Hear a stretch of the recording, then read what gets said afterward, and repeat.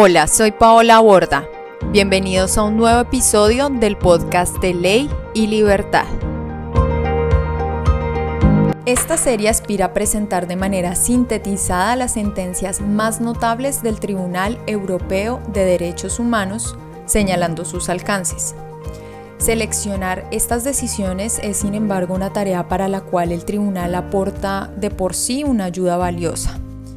Él ordena por sí mismo sus decisiones en 3 categorías según su nivel de importancia. Ahora, el reto sigue siendo significativo porque los criterios de selección son múltiples. En efecto, hay sentencias de todo tipo, las que consagran principios, las que interpretan o reinterpretan los derechos humanos y las libertades fundamentales garantizados por el convenio.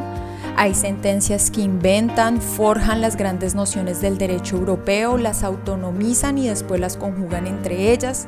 También existen sentencias que crean derechos a partir de la solución dada a casos importantes y muy mediáticos y que dan la oportunidad al juez europeo de definir o de dejar en suspenso grandes cuestiones sociales. Finalmente, hay sentencias también lamentables. Pero antes de entrar en materia con las sentencias, hagamos una importante contextualización.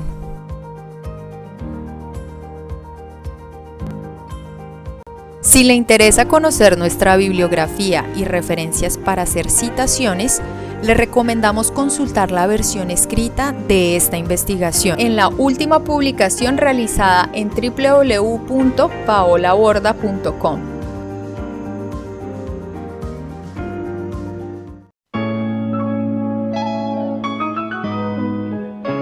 El Convenio para la Protección de los Derechos Humanos y las Libertades Fundamentales, que llamaremos en adelante el Convenio, fue elaborado por el Consejo de Europa. Abierto a la firma en Roma, Italia, el 4 de noviembre de 1950, este documento entró en vigor en septiembre de 1953, es decir, 3 años después. Su redacción se dio en el contexto del fin de la Segunda Guerra Mundial con el objetivo de consolidar la paz en Europa. Para ello, se introdujo un mecanismo de protección de los derechos y las libertades allí previstos, con miras a asegurar de manera efectiva su respeto por parte de los estados firmantes. En virtud de su juez natural, el Tribunal Europeo de Derechos Humanos, el convenio evolucionó y en la actualidad produce efectos mucho más amplios de aquellos previstos en sus inicios. En el transcurso de los últimos años, este sistema europeo de protección ha superado con éxito varios desafíos. Desde un ángulo externo, algunos de estos fueron el fin de la Guerra Fría, la disolución de la Unión Soviética, como también crisis internacionales, pero más locales en Europa, como la dictadura de los coroneles en Grecia o la crisis interna de Chipre.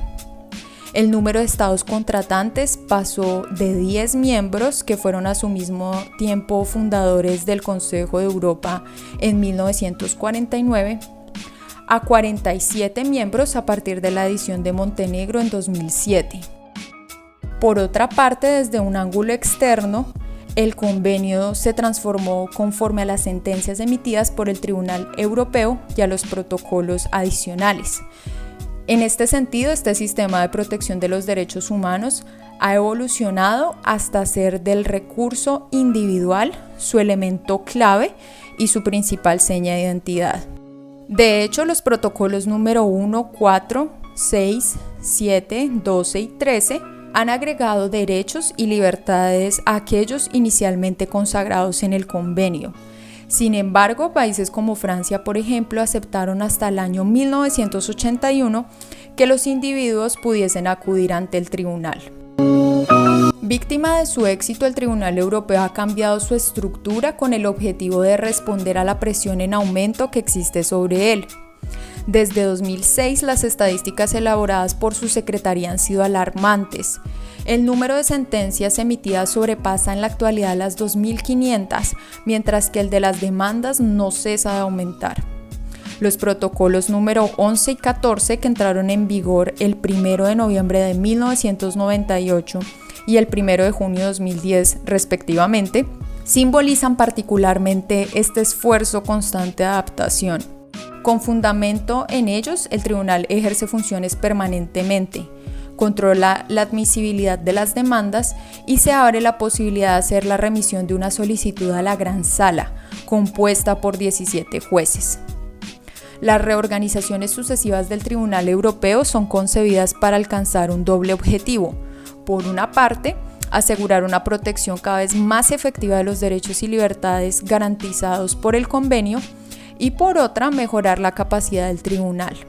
Pero lo que caracteriza ante todo el sistema europeo es su capacidad de creación por vía jurisprudencial de estándares exigentes de protección de las libertades fundamentales y de tener edificado un verdadero orden público europeo de protección de los derechos humanos, detrás del cual se tratan los elementos de un orden político y democrático europeo.